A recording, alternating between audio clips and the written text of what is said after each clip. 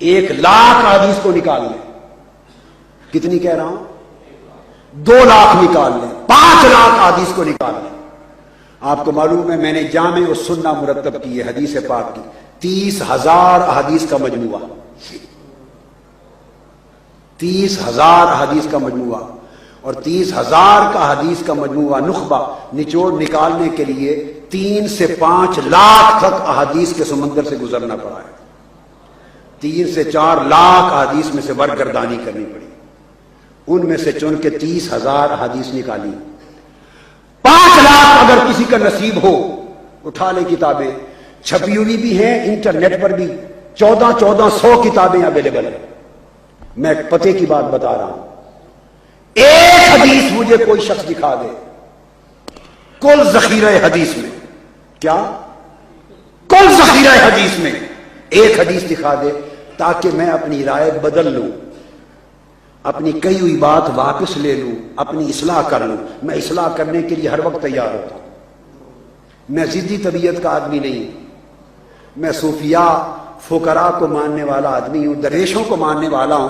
کوئی لمحہ کوئی میری غلطی کی نشاندہی کر دے میں چوم کر لے لیتا ہوں. لاکھوں حدیث کے ذخیرے سے کوئی مجھے ایک حدیث دکھا دے کہ آقا علیہ السلام نے کبھی کوئی بات صحابہ کرام سے پوچھی ہو, اس بات کا جواب دو. اور آپ کو اگر کوئی پوچھیں کہ بتاؤ کیا جواب ہے تو آپ کیا کہتے ہیں؟ کہتے ہیں واللہ عالم بالصواب, اللہ بہتر جانتا ہے. کیا کہتے ہیں؟ بولیے کیا کہتے ہیں؟ حاجی صاحب یہی کہتے ہیں نا, اللہ بہتر جانتا ہے. یہ اللہ بہتر جانتا ہے پاکستانی اور ہندوستانی عقیدہ ہے. میں معذرت کے ساتھ یہ پاکستانی عقیدہ ہے, آپ کا ہندوستان میں گھڑا ہوا عقیدہ ہے, یہاں کا اس زمین کا گھڑا ہوا عقیدہ ہے. یہ صحابہ کرام کا مکہ اور مدینہ سے جاری ہونے والا عقیدہ نہیں ہے. یہ وہ عقیدہ نہیں جو صحابہ کی مجلس میں ہوتا تھا. اس لیے میں نے کہا لاکھوں حدیثوں کے ذخیرے میں مجھے ایک دکھا دیں کہ آقا علیہ السلام سے آپ سے پوچھیں تو کہتے ہیں اللہ بہتر جانتا ہے, ایسے کہتے ہیں. اب سینکڑوں مرتبہ آقا علیہ السلام کو مختلف مواقع آئے, آپ نے کوئی بات صحابہ سے پوچھی, بتاؤ بھئی کیا کہتے ہو؟ صحابہ کرام نے کبھی نہیں کہا زندگی میں کہ اللہ بہتر جانتا ہے. صحابہ کرام ہمیشہ کہتے اللہ اعلم و رسولہ, اللہ اور اس کا رسول بہتر جانتا ہے.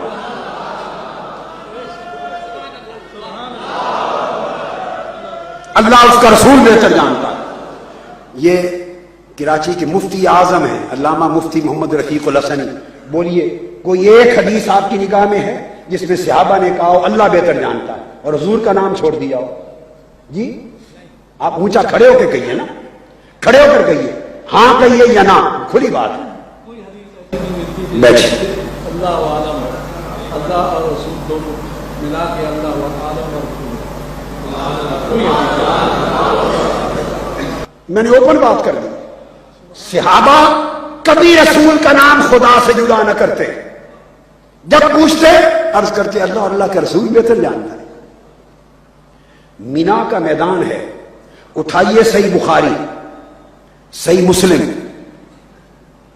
بخاری اور مسلم متفق علیہ حدیث, کتاب العید, خطبہ مینا, بخاری اور مسلم کا خطبہ مینا. جب عرفات سے آئے آقا مینا میں قربانی کے دن, تو مینا میں خطبہ ارشاد فرمایا. 1.25 لاکھ صحابہ کا اجتماع ہے, 1.25 لاکھ. ایک نمونہ دے رہا ہوں صرف, اور اس نمونے سے صحابہ کرام کی پوری زندگی اور سارا ذخیرہ حدیث بھرا پڑا ہے. آقا علیہ السلام نے پوچھا 1.25 لاکھ صحابہ کرام کے اجتماع کو خطاب کرتے ہوئے, متفق علیہ حدیث, پوچھا ای یوم ھذا, سادہ بات ہے, مینا میں کھڑے ہیں صحابہ کرام. کھڑے کہاں ہیں؟ مینا میں. قربانی دے کر آئے ہیں اور قربانی کا خطبہ آقا علیہ السلام ارشاد فرما رہے ہیں. قربانی دینے والے ہیں, قربانی کا خطبہ ارشاد فرما رہا ہے. سادہ بات ہے بھائی, 10 ذی الحج ہے. پوچھا یہ یوم ھذا, آقا یوم عید ہے, قربانی کا دن ہے, 10 ذی الحجہ ہے. کسی کو مغالطہ ہو سکتا ہے؟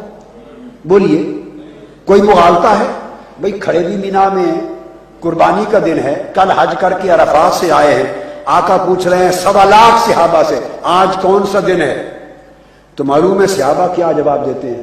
واللہ اعلم ورسولہ، اللہ اور اللہ کا رسول ہی بہتر جانتا ہے۔ اب یہ بھی بتا دیتا ہوں کہ وہ معلوم تو تھا، یہ کیوں نہ بتایا؟ ابھی میں پہلا نقطہ کلیئر کر لوں کہ اللہ اور اللہ کا رسول بہتر جانتا ہے۔ پھر آقا علیہ السلام نے فرمایا ایو شہر ھذا، یہ کون سا مہینہ ہے؟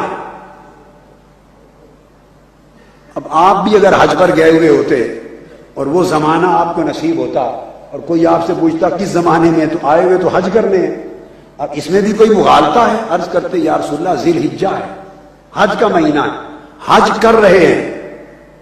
آقا علیہ السلام نے پوچھا کون سا مہینہ ہے؟ قربان جاؤں وہ پیکران عشق اور پیکران ادب تھے، وہ نہ عشق رہا نہ وہ ادب رہا، نہ وہ عشق کی رہی گرمیاں نہ وہ حسن کی رہی شوخیاں، نہ وہ عشق کی رہی گرمیاں نہ وہ حسن کی رہی شوخیاں، نہ وہ غزنوی میں تڑپ رہی نہ وہ خم ہے زلف ایاز میں۔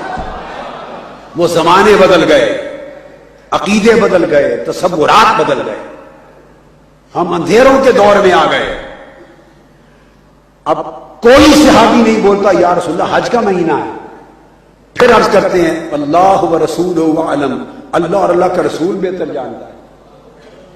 آقا علیہ السلام نے پھر شہر مکہ کی طرف اشارہ کیا اور پوچھا ایو بلد ھذا، یہ شہر جو سامنے ہے کون سا شہر ہے؟ اب کس کو معلوم نہیں یہ مکہ شہر ہے؟ عرض کیا اللہ ورسولہ اعلم، آقا اللہ اور اللہ کا رسول ہی بہتر جانتا ہے۔ ایک نقطہ تو یہ سمجھانا تھا کہ صحابہ جب بولتے اللہ رسول کی بات اکٹھی کرتے۔ یہ عقیدہ پاکستان میں اور آج کی صدی میں پیدا ہو گیا کہ جب کوئی نام بلند کرتا ہے تو نعرہ تکبیر اللہ اکبر کہہ کے چپ کر جاتا ہے، ساتھ اللہ کے محبوب کا نام نہیں لیتا، حضور کا نعرہ بلند نہیں کرتا۔ ارے کبھی صحابہ نے بھی ایسا کیا؟ صحابہ تو عام بات میں بھی جواب دیتے تو اللہ رسول کو اکٹھا ذکر کرتے، قرآن سینکڑوں جگہ پر ذکر کرتا تو اللہ رسول کا اکٹھا ذکر کرتا، بلکہ یہاں تک کہ قرآن مجید میں اطاعت کی بات اللہ رب العزت نے کی۔ 42 آیتیں ایسی ہیں، کتنی؟ 42 آیتیں ایسی ہیں جہاں لفظ اطاعت کے ساتھ، لفظ اطاعت کے ساتھ اللہ تعالیٰ نے اطاعت کا حکم دیا۔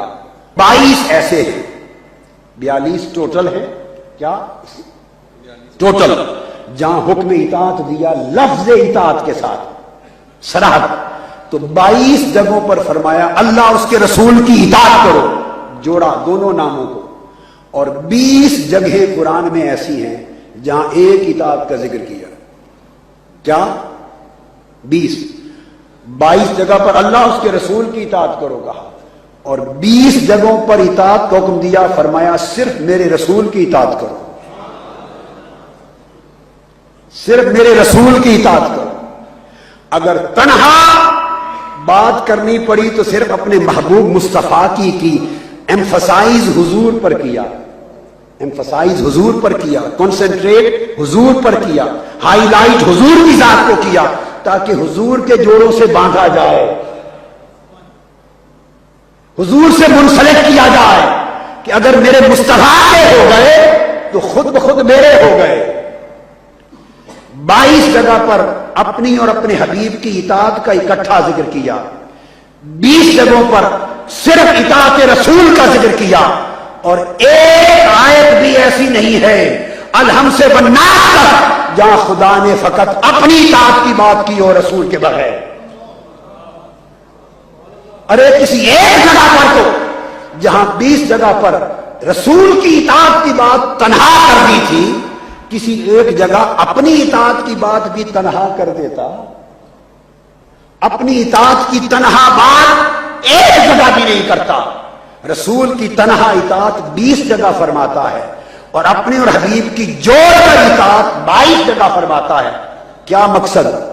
وہ پیغام یہ دینا چاہتا ہے لوگوں جب ذکر کرو میرے اور میرے محبوب کا اکٹھا کرو، اکٹھا کرو، اور اگر برسبیل تذکرہ اگر تنہا ذکر کرنا پڑے اطاعت اور غلامی اور محبت کا تو پھر تنہا میرا نہ کرو، پھر میرے محبوب کا کرو، کہ اگر محبوب کی بات ہو گئی تو میری بات خود بخود ہو گئی،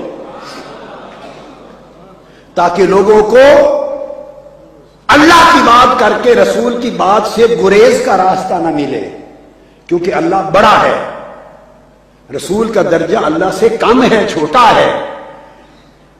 میری بات سمجھ رہے ہیں نا؟ بڑے کی بات اگر کوئی کر لے تنہا تو چھوٹے بعض اوقات صرف نظر ہو جاتے ہیں۔ میں راز بتاتا ہوں، بڑے کی بات ہو جائے تو چھوٹا صرف نظر ہو جاتا ہے۔